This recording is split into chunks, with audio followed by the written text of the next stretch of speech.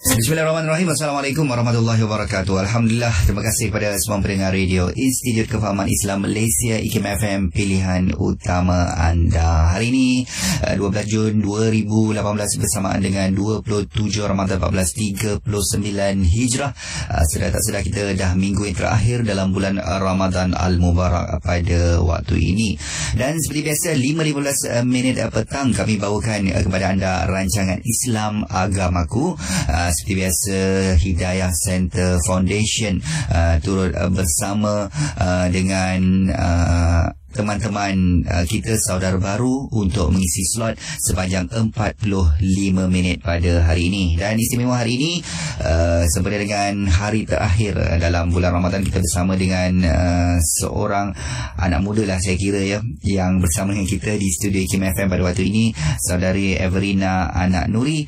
Assalamualaikum warahmatullahi wabarakatuh. Waalaikumsalam DJ. Ya, terima kasih kerana sudi berkunjung ke IKIM FM pada hari ini. Dan insyaAllah kurang lebih 45 minit ini kita akan berkongsi pengalaman, mungkin perjalanan saudari Everina sendiri. Mungkin awal ini Everina mungkin berkongsikan latar belakang, mungkin ramai nak tahu dari segi lahir di mana, asal di mana, dan mungkin kalau sebelum memeluk agama Islam ni agamanya bagaimana, dan pendidikan kalau boleh kongsi bersama rakan-rakan pendengar, silakan. Okay, terima kasih DJ. Saya Everina, berasal daripada Miri, Sarawak. Berbangsa Iban, berumur 32 tahun ya. Telah mendirikan rumah tangga pada tahun lepas. Sebelum tu saya telah syahadah pada 28 hari bulan 6 Ramadan 2016. Jadi ini merupakan Ramadan yang ketiga buat saya lah, sebab saya syahadah masa tu memang dah bulan Ramadan kan. Jadi titik permulaan awal saya mengenai Islam sebenarnya memang daripada kecil. Sebab kediaman saya tu memang, saya anak polis, jadi memang kita orang duduk dekat barek lah. Jadi macam bila kawan-kawan puasa benda semua tu, memang kita dah tengok lah. Tapi sebelum ni saya tak pernah minat Islam pun. Jadi macam terjebaknya saya ke dalam Islam ni dalam tak sedar. Sebab macam dia macam ni, rasanya macam saya syahadah daripada faktor keluarga rasanya. Sebab macam saya sebelum memeluk Islam adalah Kristian, Roman Katolik. Jadi macam bila saya melihat pada agama lama saya, saya bandingkan dengan Islam, Islam ni kita memang ada peraturan. Kristian pun sama juga macam tu. Cuma macam kita tak ikut. Bila dalam Kristian ni dia macam banyak kita boleh buat, kita tak boleh buat, tapi sebenarnya memang tak boleh pun. Tapi bila saya tengok dalam Islam ni, makan pun ada peraturan, rumah tangga pun ada peraturan. Jadi bagi saya benda tu mudah. Tapi bila saya lihat dalam keluarga saya sendiri, jadi, tapi saya tak boleh nak cerita lanjut lah, sebab benda tu macam mengaibkan keluarga sendiri kan.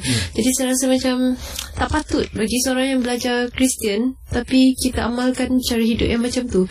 Jadi saya rasa macam tak apalah, saya terdorong untuk memeluk Islam sebab saya nak buktikan dekat diorang yang Islam tu sebenarnya agama yang harmoni, yang senang sebenarnya, tak seperti mana yang diorang ingat. Sebab kalau dilihat, mak saya dengan bapak saya memang orang kuat gereja lah. Jadi macam bila saya syahadah, bila saya nyatakan hasrat, sebab saya tak beritahu mak saya nak syahadah, saya cuma cakap saya nak kahwin. Sebab kalau saya cakap saya nak syahadah, lagilah macam dia takkan bagi kan. Jadi saya cakap saya nak kahwin, tapi dia memang mati-mati dia tak nak lah. Cumanya berbeza dengan kisah-kisah mualaf lain, ada setengah mualaf ni ada yang kena kurung, ada yang kena ni kan. Tapi mak saya dia guna pendekatan yang lembut. Dia masih macam dia cuba pujuk saya. Tapi bila once dia tahu saya dah kahwin, saya nak juga kahwin, yang tu dia dah mula kasar. Jadi macam kita orang tak kontak apa benda semua kan.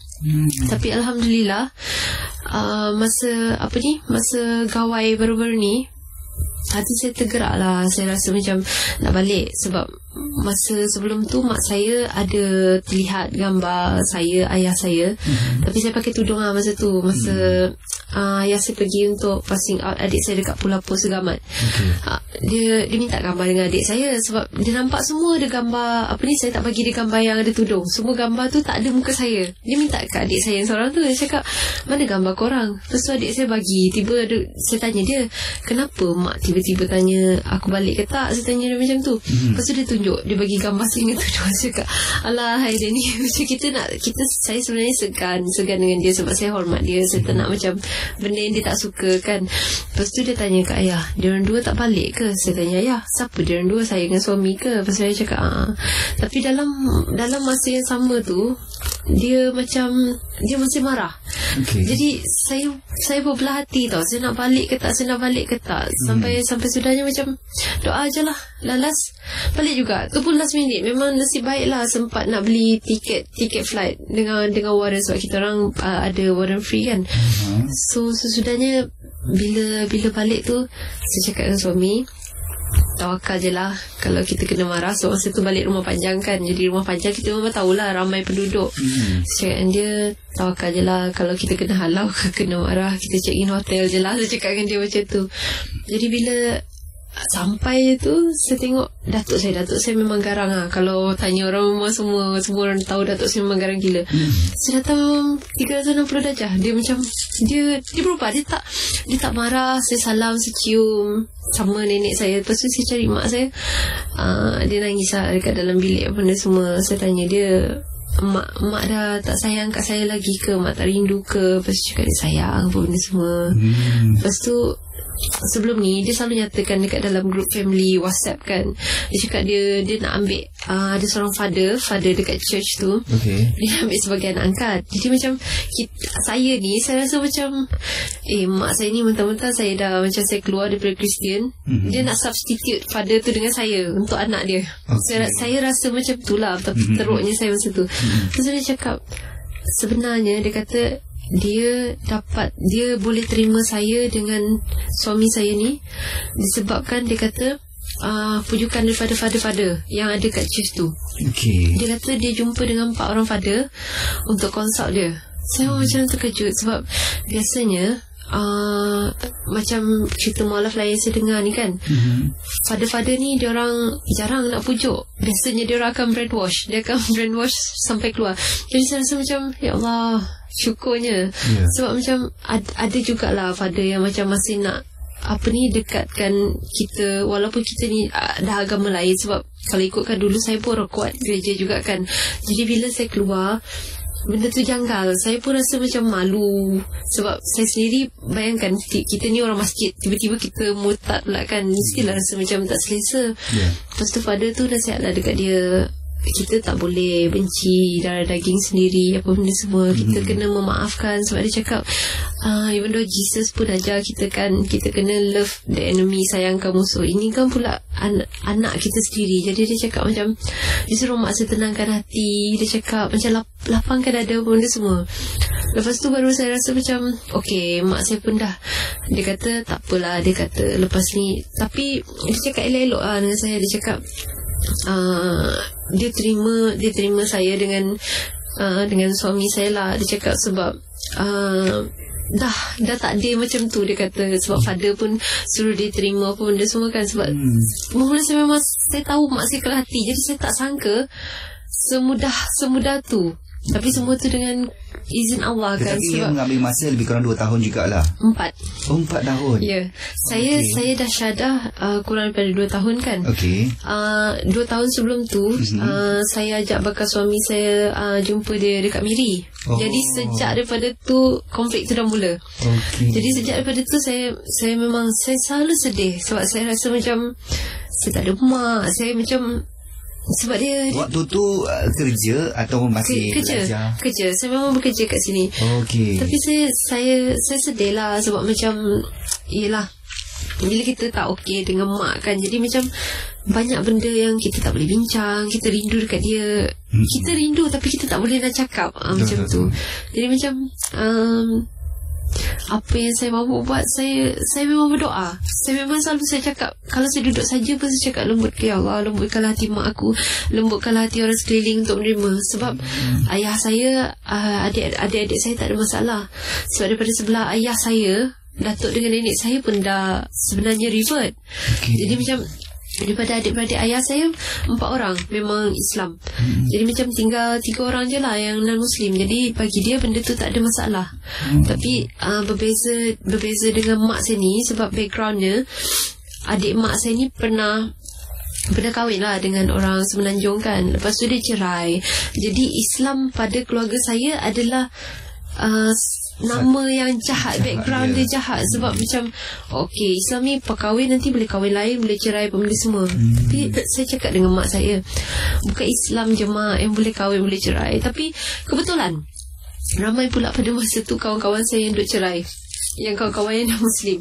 Saya cakap dengan dia, banyak lagi agama lain yang bercerai benda semua. Tapi macam, yelah, bila kita dah tak suka kan, kita akan cuba cari juga apa yang tak perfect lah dalam benda tu. Itu kisah awal lah daripada Everina yang berkongsi dengan kita pengalaman bagaimana menerima hidayah dalam keadaan kiranya berhadapan konflik keluarga sendiri. Dan Everina sendiri jadi dalam mungkin boleh imbas kembalilah apa yang berlaku setahun 2 ini. Dan mungkin terakhir kalau berkongsi tadi pulang pada hari Gawai baru-baru ini. Jadi macam mana suasana dan situasi itu selain daripada penerimaan ibu, ayah macam mana? Kalau adik-beradik bagaimana? Berapa orang adik-beradik? Saya anak sulung daripada 5 orang adik-beradik. Jadi Everina seorang lah yang... Ya, saya seorang je yang dah berkahwin. Yang lain tu seorang di KK, seorang ada dekat sini, dekat Semenanjung, dia bertugas kat sini. Seorang lagi dekat Miri. Yang nombor 2 tu je lah yang selalu duduk dengan mak, sebab dia kerja dekat. So yang lain tu semua kita orang macam jauh-jauh. Jadi macam bila balik Gawai tadi, saya remind dekat husband saya lah. Saya cakap dengan dia, apa-apa jadi, saya cakap dengan dia, kena sabar. Saya cakap dengan dia, sebab kita ni baru kita nak pujuk dia orang kan. Di masa saya balik tu, Alhamdulillah lah, community Rumah Panjang diorang macam boleh accept kita orang. Macam diorang excited sebab saya dekat Rumah Panjang tu pun saya rapat juga dengan makcik, dengan nenek-nenek kat situ. Jadi macam semua rindu sebab saya dah lama tak balik kan, lepas saya kahwin kan. Sebab yang masa kahwin tu pun saya just bagi tahu family saya je. Yang diorang lain tu saya tak bagi tahu sebab saya hormat mak saya tak suka. Jadi macam takkan saya nak buat majlis tu, saya nak jemput semua orang sedangkan mak saya tak ada kan. Jadi macam dalam setiap doa lah, saya selalu berdoa. Pertama tu mak saya terima saya, dan semoga Allah bukakan pintu hati semua orang untuk menerima. Sebab kita tak tahu, mungkin ada juga orang yang tak selesa dengan kita kan. Sebab yelah, biasa macam ada juga kawan-kawan yang macam bila dia tahu kita dah, yelah dulu kita kat gereja, kawan-kawan rapat kan, tiba-tiba kau pergi convert apa benda semua kan. Jadi dia rasa macam tak selesa. So dia rasa makan dah tak sama, kena dah pakai tudung. Jadi dia macam benda tu ada gap lah di antara kita. Sebab tu saya cakap dengan suami saya dulu sebelum kahwin. Saya cakap dengan dia, kahwin dengan seorang mu'alaf ni bukan benda yang senang. You bukan hanya kahwin dengan dia tau, you kena kahwin dengan family dia, dengan community dia. Sebab macam bila dia bukan cabaran untuk saya je nak kahwin dengan dia, sebab lain kita punya budaya lain kan. Dia pun sama juga. Jadi macam saya cakap dengan dia, tambah-tambah pula bila kita duduk di Rumah Panjang, kita bukan kena hadap satu family je, ada beberapa banyak lagi family lain yang kita kena entertain kan. Jadi saya cakap dengan dia, tak apa, dia macam ni je, janji you buat benda tu you selesa. Saya cakap dengan dia, tapi kalau rajak buat benda-benda yang haram tu memang tak lah. Tapi you duduk, cakap dengan dia bila orang minum ke apa benda, you duduk sekali je dengan dia orang, tapi janganlah buat benda macam tu. Tapi yang dia orang kat Rumah Panjang okey lah, Alhamdulillah. Dia orang sebab dia orang faham kan. Nak lagi masa tu memang bulan puasa ya. Sebelum a few years sebelum ni, masa sebelum Syadah, sebenarnya saya first time terlibat dengan baru nak belajar Islam ni bila saya kenal dengan grup Hidayah Center. Masa tu adik ipar saya kenalkan saya dengan Aisyah lah. Baik. Untuk cerita tersebut kita akan kongsikan selepas ini.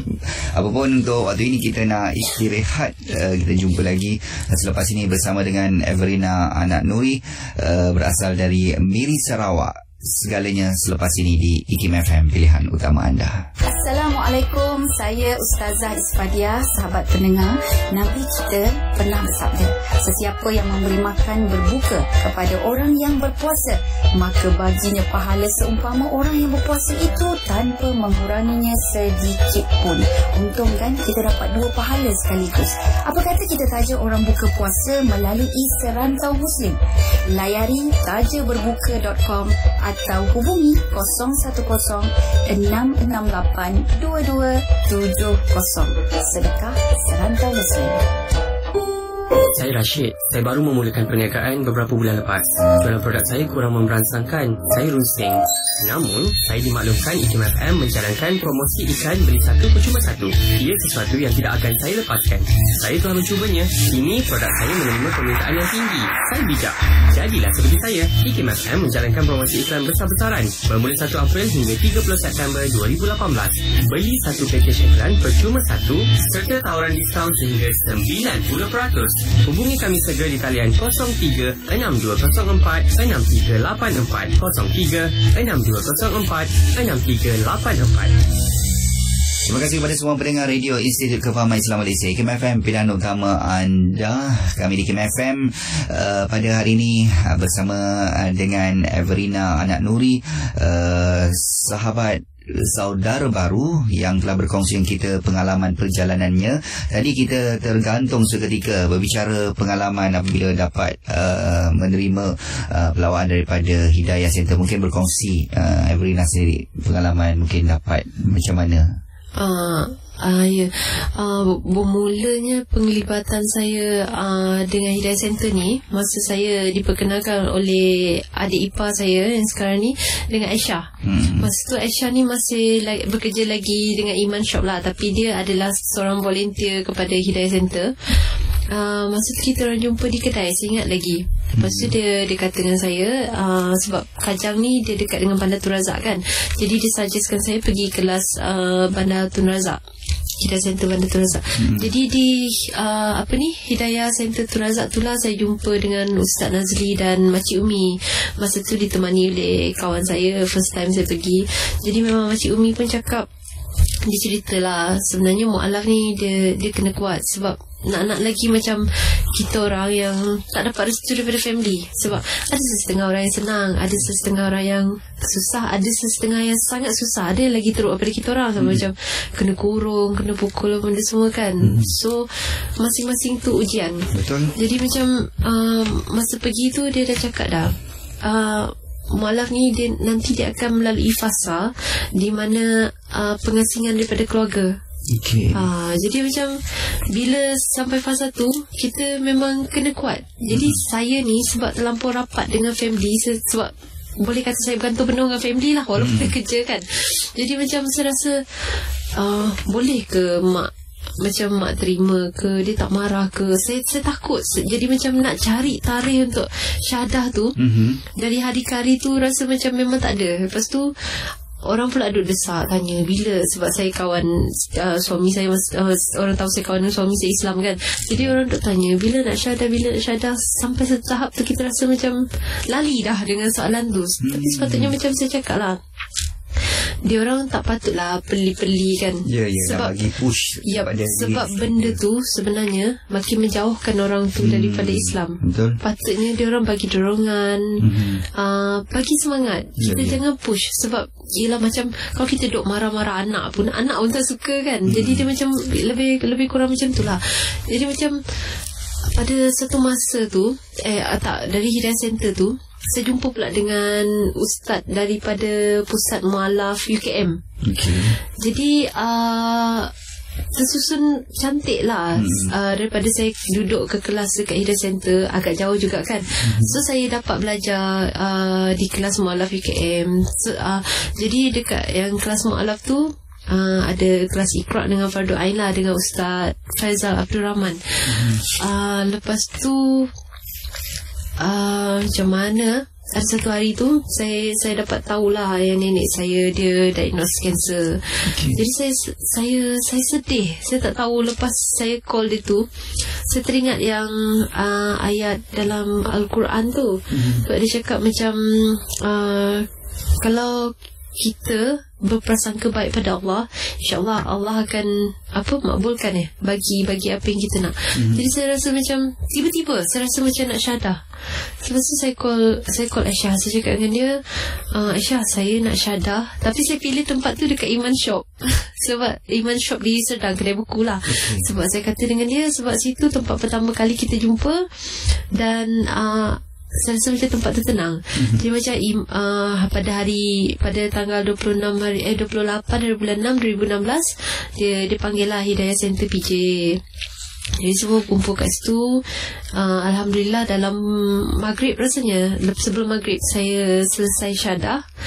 Masa tu memang menangis. Saya pun tak tahu, masa lepas syahadah tu saya dah terbayang muka mak saya. Saya rasa macam, ya Allah, sedihnya. Tapi betul lah bak kata orang, walaupun kita dibelenggu rasa takut tu, tapi dalam takut tu kita tenang. Kalau dulu kan macam kita tengok drama, bila orang tanya macam apa perasaan bila dah peluk Islam, orang kata saya rasa sangat tenang. Tapi saya tak tahu tenang apa, macam mana tenang yang dia rasa bila lepas syahadah. Jadi bila saya merasa sendiri, baru saya tahu, oh ini tenang yang tak ada definisi. Dia macam calm, rasa macam sejuk je malam tu.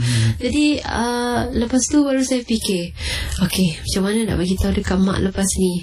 Jadi saya cakap lah dengan dengan yang suami saya sekarang. Dia kata tak apa, dia kata you bagi tahu pelan-pelan. Dia kata sebab kita tak nak macam dia terkejut nanti dia marah. Jadi sebelum kahwin setahun saya rahsiakan pengislaman saya. Saya tetap balik seperti macam biasa. Saya tetap bersama dengan diorang macam biasa. Kalau diorang ajak pergi gereja pun saya pergi macam biasa. Tapi saya tak ikut ritual tu lah. Kalau diorang sembahyang, saya buatlah benda lain dalam kepala kan. Sebab saya takut kalau saya bagi tahu mak saya lah, ayah saya, dia mungkin faham. Nanti akan jadi benda lain yang saya rasa saya macam akan sebabkan pergaduhan ataupun benda yang lebih teruk lagi lah. So lepas dalam setahun macam tu, saya tanya dekat ayah saya. Saya cakap dengan dia, saya nak kahwin. Tapi dia cakap, tak apa, you tanya dengan adik-adik you. Adik-adik okey, tapi sampai dekat mak tetap memang dia tak nak lah apa benda semua dia, sampai dia cakap. Saya teringat ada seorang ustaz daripada Hidayah Center jugalah. Saya lupa, tapi ustaz India rasanya.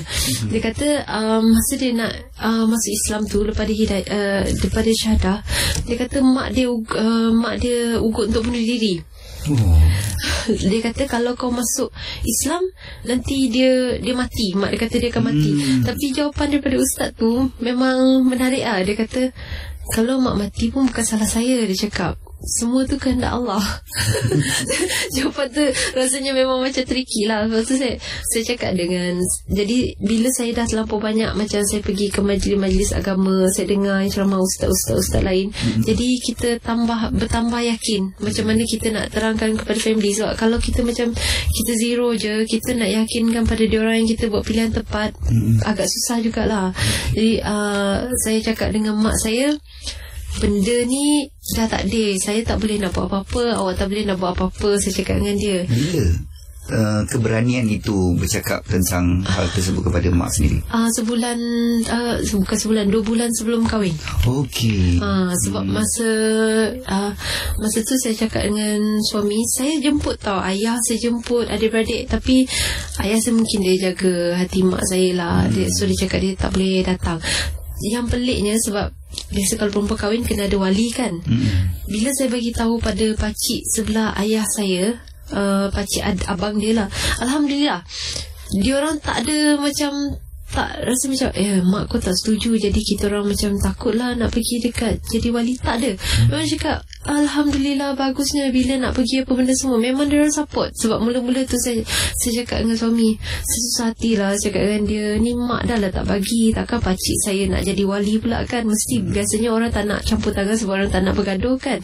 Tapi dia datang. Jadi macam saya kata, tak apalah, sekurang-kurangnya ayah tak ada tapi ada wakil dia.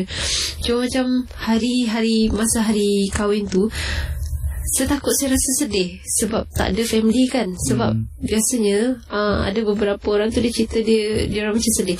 Tapi saya masa tu saya tak sempat nangis sebab saya terkejut. Saya macam saya dah kahwin ke hari ni? Saya masih tak percaya lagi benda, sebab saya rasa macam benda tu mustahil sangat.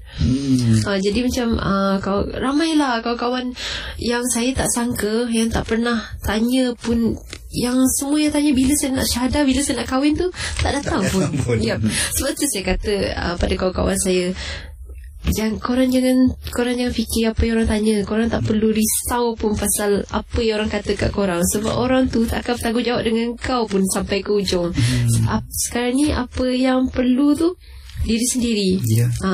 Kita sanggup ke tak nak hadap jalan yang kita dah pilih. Jadi macam bila semua kawan-kawan datang tu, saya rasa macam happy lah. Tak adalah saya rasa macam ditinggalkan. Jadi selepas kahwin tu pun mak tak ada kontak lah. Memang tak call. Memang lama gila. Dalam kalau balik, masa saya last balik bulan 6 tahun lepas pun, kita orang cakap macam tu je. Memang nampak lah macam tak selesa. Okey, baik, itu kisah daripada Everina sendiri. Okey, saya nak tanyalah, kalau mungkin boleh imbas kembali sebelum masuk agama Islam sendiri kan, dari segi kira macam amalan-amalan agama Islam ini dia pernah dilakukan, dari segi solatnya, dari segi puasa, untuk memahami Islam lagi, atau macam mana untuk kefahaman Everina sendiri dalam agama Islam? Sebelum saya memeluk Islam ni, saya dah belajar tentang Islam dalam masa tu baru 6 bulan. Okay. Tapi sebelum saya memeluk Islam tu, saya memang dah reti solat. Sebab saya ada kawan-kawan yang macam daripada Hidayah Center benda semua kan. Jadi diorang akan bawa saya pergi jemaah. Kalau bulan-bulan puasa tu diorang akan bawa pergi terawih apa benda semua. Walaupun benda tu baru, tapi bila ramai orang yang di sekeliling kita tak rasa macam benda tu pelik. Sebab ada juga setengah orang kata macam saya tak hafal lagi lah yang solat yang macam ni. Tapi yelah, saya syukur sebab cara saya dapat hidayah susah. So macam saya cakap dengan Aisyah, kalau saya dapat hidayah secara senang, mungkin sampai ke hari ni pun saya tak reti macam mana nak solat. Sebab bila kita rasa susah, yelah macam kita rasa susah, kita nak minta duit kat mak bapak kan. Jadi bila kita rasa susah, kita akan selalu cari Allah. Sebab dia sajalah tempat kita bergantung pada masa tu. Sebab kita tahu memang takkan ada orang lain dapat tolong kita.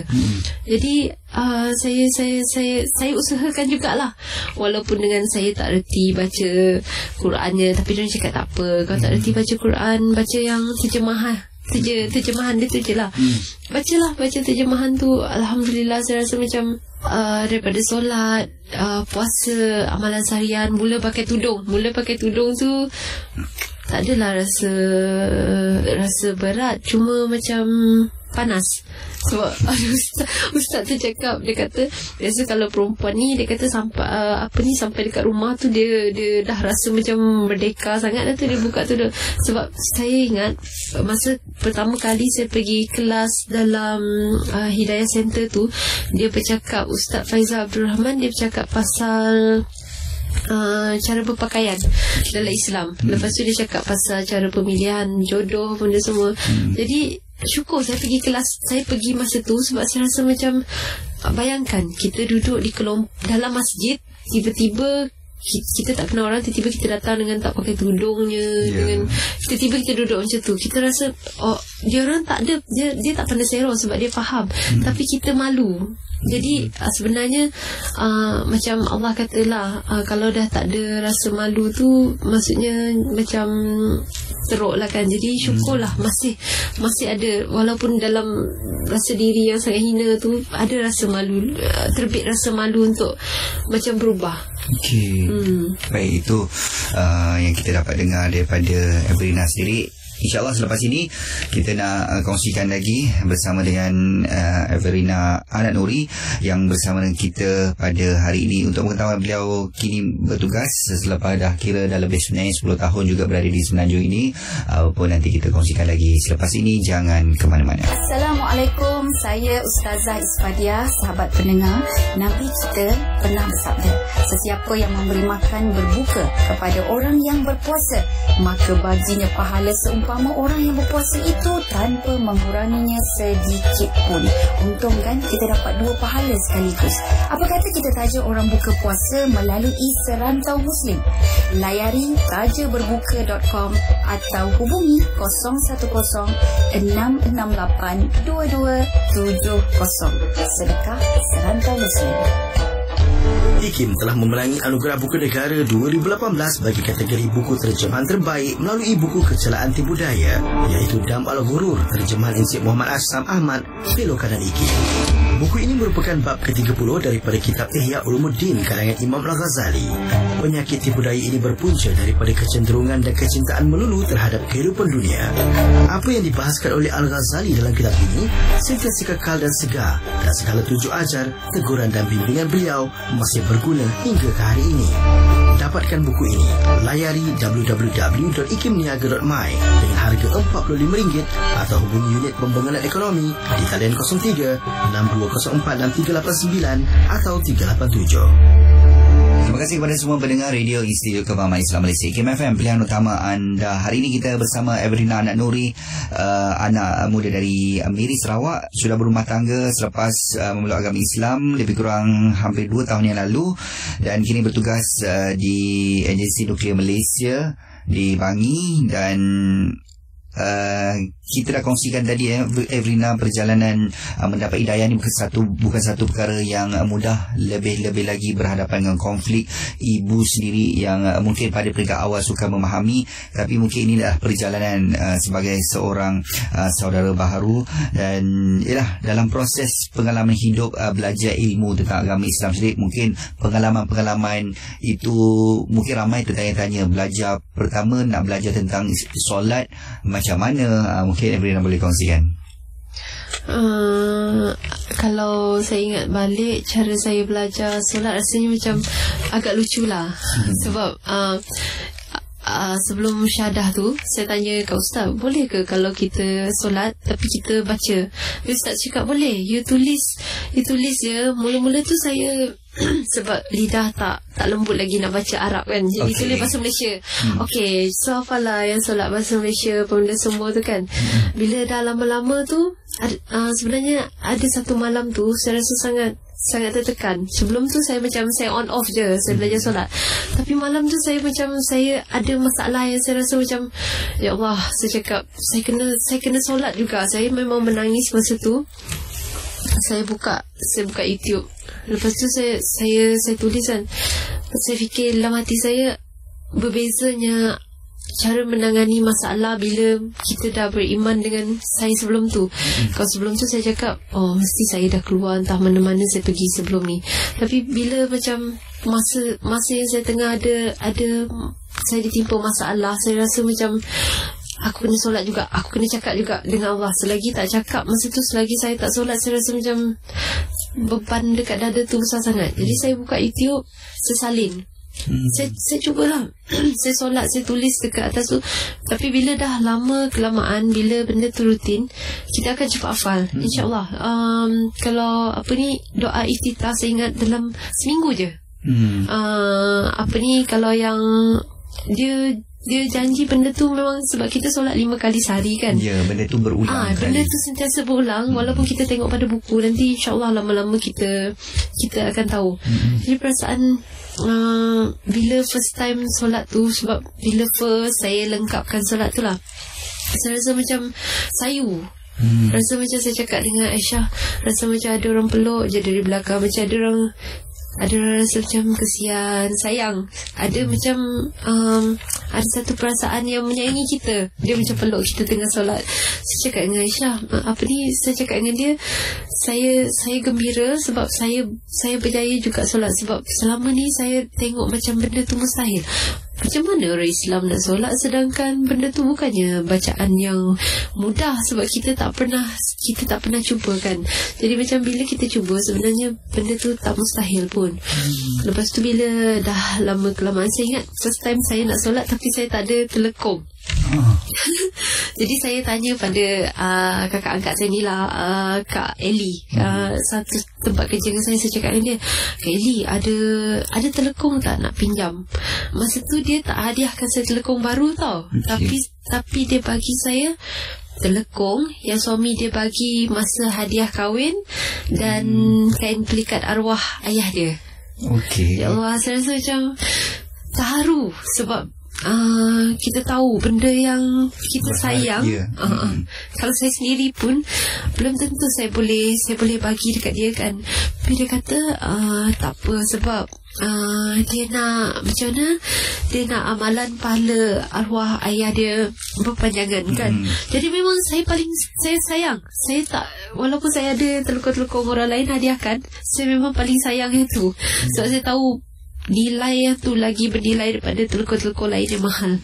Lepas tu saya cakap dengan dia, terima kasih saya cakap dengan dia, sebab walaupun benda tu macam nampak bagi orang macam nampak kenapa bagi orang hadiah yang benda dah pakai kan, dah arwah pula tu. Tapi bagi saya benda tu yang lagi penting, nilai persahabatan tu kan. Jadi kawan-kawan saya ni lah yang banyak bantu saya, daripada yang kawan-kawan Hidayah Center, Iman Shop, kawan-kawan dekat agensi nuklear. Dia orang banyak, sebab saya cakap dengan dia orang masa setahun saya undercover lah, kononnya saya tak bagi tahu keislaman. Dia orang lah yang banyak tolong saya, cara solat, cara ambil wuduk, cara puasa, apa benda semua dia orang. Jadi sampai akak tu cakap, Kak Eli tu cakap dengan saya, Mek, dia kata, kalau Mek ni bahasa Kelantan perempuan lah kan, dia kata Terengganu, dia kata, ni kan kalau orang-orang lain tahu kau dah convert, berebut-rebut dia nak dapatkan pahala daripada saya lah. Lepas tu saya cakap dengan dia, kenapa bila saya dah convert baru nak dapatkan pahala? Bukankah sepatutnya sebelum saya convert, orang kena tunjukkan, dia orang tu adalah Islam yang baik. Saya jadi sebelum ni saya tak pernah buka hati terhadap Islam, sebab saya silap menilai. Saya menilai Islam tu pada orang, tetapi saya bukan menilai Islam tu memang pada yang Allah ajarkan. Jadi perwatakan dengan apa yang kita belajar tu adalah dua benda berbeza. Jadi kita tak boleh nak menilai, okey, kalau macam kita tengok orang ni macam ni, Islam tu macam ni. Okey, contohnya kalau kita tengok Kristian macam ni, orang Kristian macam ni. Tak boleh sebenarnya. Sebab yelah, kita manusia, kita memang akan ada khilaf kita yang tersendiri kan. Jadi saya cakap dengan dia, sepatutnya sebagai, kalau macam kita yang dah Islam ni kan, tunjukkan benda yang baik untuk saudara-saudara lain. Tapi macam bila saya dah mula join banyak lagi kelas kan, contoh macam sekarang ni saya ada dalam kelas Ustazah Mary, kelas Fardu Ain Mualaf Lembaga Zakat Selangor. Jadi macam bila berada dalam satu kelompok yang ramai mualaf, walaupun kita rasa macam kita kecil, tapi kita rasa macam satu family.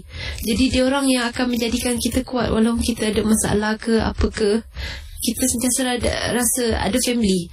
Jadi macam sebenarnya nak menyantuni mualaf ni bukan benda yang mudah. Tapi saya kagum lah siapa yang dapat buat benda ni. Sebab you agama lain, bangsa dah tentu berbeza kan.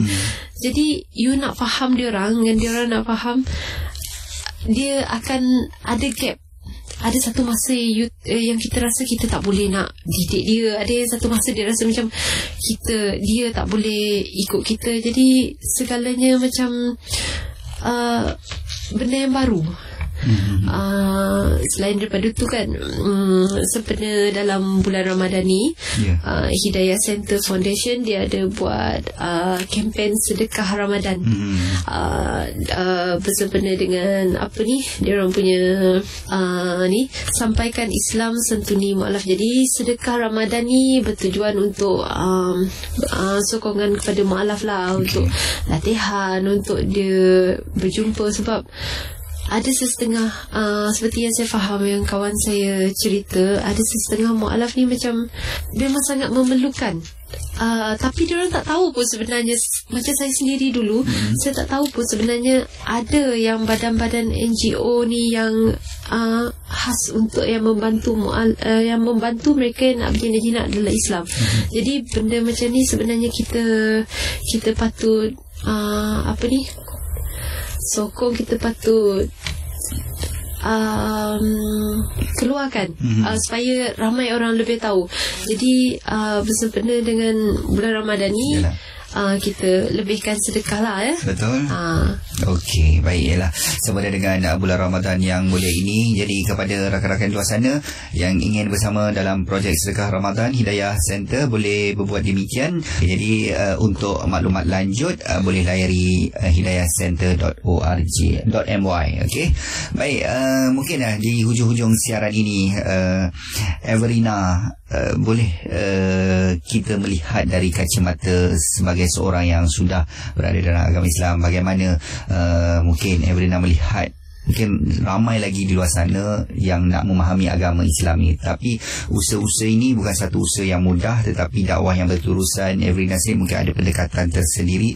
Harapan Everina sendiri kepada sahabat-sahabat di luar sana, sahabat-sahabat sama ada kita orang Islam ataupun bukan Islam, macam mana kita nak bersama-sama berkongsi ilmu Islam ini kepada seluruh umat Islam ataupun bukan Islam di seluruh dunia. Jadi seperti yang saya cakap tadi nak menyantuni orang bukan Islam ni, kita nak ajak diorang nak tunjukkan diorang mengenai Islam ni sebenarnya bukan perkara yang mudah. Sebab kita ada pegangan agama kita sendiri, mereka pun ada pegangan agama mereka sendiri kan. Jadi cara paling baik mungkin bagi saya, cara untuk berdakwah adalah tunjukkan kebaikan. Kita tak perlu nak condemn agama diorang apa benda semua, kita tak perlu nak berdebat, tapi kita tunjukkan keindahan Islam. Kalau katalah Islam tu bersih, so kita tunjukkan Islam tu bersih, Islam tu sopan santun, Islam tu hormat menghormati, Islam tu adil. Jadi kadang-kadang ni orang di luar sana dia melihat Islam ni tak elok sebabkan perkara-perkara yang negatif. Bila kita dah tak suka, jadi disebabkan macam benda yang kecil tu lagi bertambah, kita rasa macam tak suka dekat benda tu. Harapan saya untuk kita yang dah sedia ada Islam ni lah, bila kita nak berdakwah atau menyantuni mereka, lakukan secara ikhlas, lakukan kerana Allah Ta'ala. Sebab bila sesuatu tu kita buat bukan kerana ikhlas, bukan kerana kita sayangkan dia ke, ataupun ada benda yang kita mengharapkan balasan, kita takut dia tu, orang yang kita nak bawa ke arah Islam tu nanti kita tinggalkan separuh jalan. Jadi benda macam tu yang macam kita tak nak. Dia nak balik dah tak boleh, dia nak pergi pun dia tak boleh. Jadi dia tersekat. Jadi dekat situ dia akan rasa tertekan apa benda semua. Jadi dia nak kita tak nak lah sampai kalau dia kata dia nak dia nak tukar balik ke agama asal dia kan. Ramai yang macam tu. Dan nasihat saya lah untuk yang nak memeluk Islam di luar sana, lakukan, jangan kerana sebab nak kahwin. Tapi ialah siapa saya untuk kata macam tu, sebab hidayah ni dia datang dalam pelbagai bentuk. Ada yang kahwin, ada yang mimpi, ada yang sebab macam ni jumpa orang ni apa macam tu kan. Jadi pertama tu kita kena fikir, katalah kalau kita nak syahadah sebab nak kahwin kan, kalau kita cerai, takkan kita nak keluar balik agama kita kan. Jadi pastikan yang betul-betul kita rasa okey, kalau aku dah kahwin pun aku tak akan keluar daripada Islam. Sebab yang pertama tu, perkara yang bila kita memeluk Islam tu, kita kena beriman. Tu je. Once kita dah beriman, benda lain kita akan tinggal tepi. Biarlah orang cakap macam mana pun, kita tak akan heran dah. Betul. Baik, insyaAllah sama-sama kita doakan semoga Averina akan terus memahami agama Islam ni dengan lebih mendalam lagi dengan bantuan kawan-kawan daripada Hidayah Center, insyaAllah. Pun kita dah sampai ke penghujung siaran ini. Seperti dengan bulan Ramadan Al-Mubarak ini, kita ucapkan salam Ramadan Al-Mubarak. Masih lagi berbaki beberapa hari dan tidak terawal rasanya untuk kita ucapkan salam Idul Fitri bagi tahun 1439 Hijrah ini. InsyaAllah ada kesempatan kita jumpa lagi pada lain waktu dan ketika. InsyaAllah. Assalamualaikum warahmatullahi wabarakatuh. Waalaikumsalam warahmatullahi wabarakatuh. Program Islam Agamaku itu tadi telah dibawakan eksklusif untuk anda oleh Hidayah Center Foundation. Sampaikan Islam, santuni mu'alaf. Layari www.hidayahcenter.org.my. Bersama Hidayah Center Foundation dalam program Islam Agamaku, sertai ansar inisiatif Hidayah Center Foundation, iaitu inisiatif RM1 sehari untuk membantu Hidayah Center Foundation dalam usaha-usaha menyampaikan Islam dan menyantuni mu'alaf. Hubungi 03 4108 9669 atau 010 8027 322 untuk menyertai. Bersama Hidayah Center Foundation, sampaikan Islam, santuni mu'alaf.